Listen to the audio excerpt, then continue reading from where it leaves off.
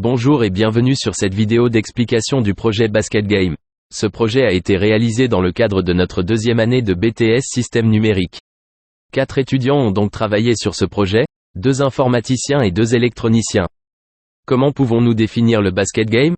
Il faut placer 7 paniers sur un terrain de basket, ceux-ci correspondant aux 7 colonnes d'un jeu de puissance 4. Il faut donc allier la stratégie du jeu classique avec l'adresse du basketball afin de remporter la victoire. En effet, on peut percevoir la colonne à bloquer mais ne pas parvenir à le faire et donc perdre. De plus, cela rendra l'entraînement de basket plus ludique avec un certain esprit de compétition. Une équipe pourra être composée d'une seule personne semblable à une partie de puissance 4 classique mais également de plusieurs individus. Nous allons à présent configurer une partie en choisissant le nom des équipes. On choisit aussi la durée afin qu'une équipe inscrive un panier qui est de 45 secondes maximum. Nous pouvons également choisir le nombre de paniers qui peuvent aller de 2 à 7, dans notre exemple, nous en choisirons 4. Pour terminer, nous choisissons le nombre de manches qui composeront une partie. On peut ensuite démarrer la partie.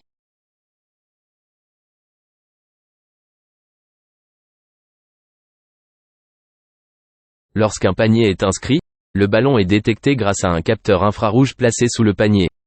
Lorsqu'il a été détecté, le pion de l'équipe qui a marqué est placé dans la colonne correspondant au panier.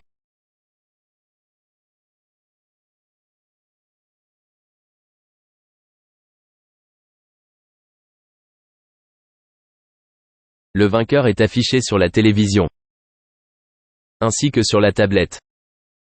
À présent, nous allons réaliser une partie à l'aide d'un ESP Vroom 32 qui nous permet de simuler un tir réussi dans un des différents paniers. Nous allons donc configurer la partie comme précédemment mais cette fois-ci en choisissant 7 paniers et 2 manches.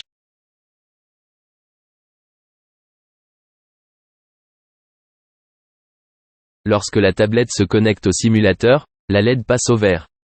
Sur l'écran, nous pouvons voir que c'est au tour des rouges. Lorsque nous appuyons sur le bouton « Tir », un tir sera donc simulé et le pion sera placé dans une des différentes colonnes. Le score de l'équipe ayant marqué est incrémenté. On peut également apercevoir dans quel panier le ballon est rentré ainsi que l'équipe qui l'a inscrit. Sur la page de partie de suivi, nous pouvons également y retrouver le nom des équipes. La barre en vert indique le temps choisi précédemment et devient rouge lorsqu'il ne reste plus que 3 secondes. En bas, nous retrouvons 3 boutons indiquant l'état de connexion des modules avec la tablette. Le bouton sera vert si le module est connecté et rouge dans le cas contraire.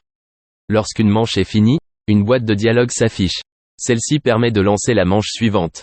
Pour terminer, voici le synoptique du système. Nous avons la tablette qui est donc le module de gestion. Elle communique en Bluetooth avec le module de détection, qui est un ESP Vroom 32 chargé de détecter grâce aux capteurs infrarouges le passage d'un ballon dans l'un des paniers.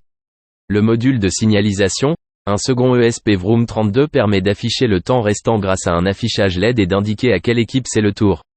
Et pour finir, le module écran qui est une Raspberry Pi 4, qui affiche le déroulement de la partie sur la télévision. Pour conclure, ce projet est à présent fonctionnel. Il permet de jouer au basket game. Bien entendu, des améliorations seront possibles. Comme par exemple pouvoir mettre une partie en pause. Si l'un des modules se déconnecte, qu'on puisse s'y reconnecter sans avoir à relancer une partie.